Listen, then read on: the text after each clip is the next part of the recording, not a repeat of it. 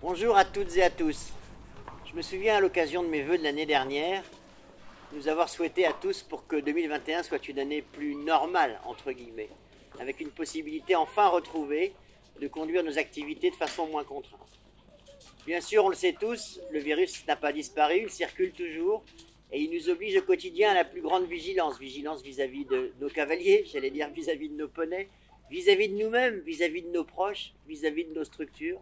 Et malgré tout ça, nous avons su nous adapter et nous sommes en train de retrouver progressivement une dynamique nécessaire au développement de nos entreprises.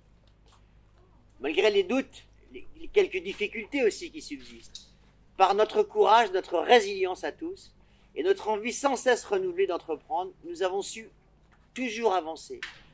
Aidés, c'est vrai, un peu par les pouvoirs publics qui ont su entendre nos doléances et qui ont su se mettre à notre écoute pour nous aider et nous accompagner. Les motifs d'espoir deviennent nombreux. L'attrait retrouvé par nos concitoyens pour tous les sports de nature et l'équitation en particulier a fait revenir en grand nombre les cavaliers dans nos entreprises. C'est à nous maintenant au quotidien de faire en sorte de les fidéliser. De bonnes nouvelles bien sûr en 2022 concernant la TVA, ce sera de ce point de vue une année charnière et il nous faudra évidemment rester mobilisés pour obtenir enfin cette fiscalité adaptée au développement de nos entreprises. La représentativité syndicale confirmée du GHN nous permettra bien sûr aussi de faire valoir nos intérêts, vos intérêts de dirigeants à l'occasion des discussions que nous menons au quotidien avec les partenaires sociaux.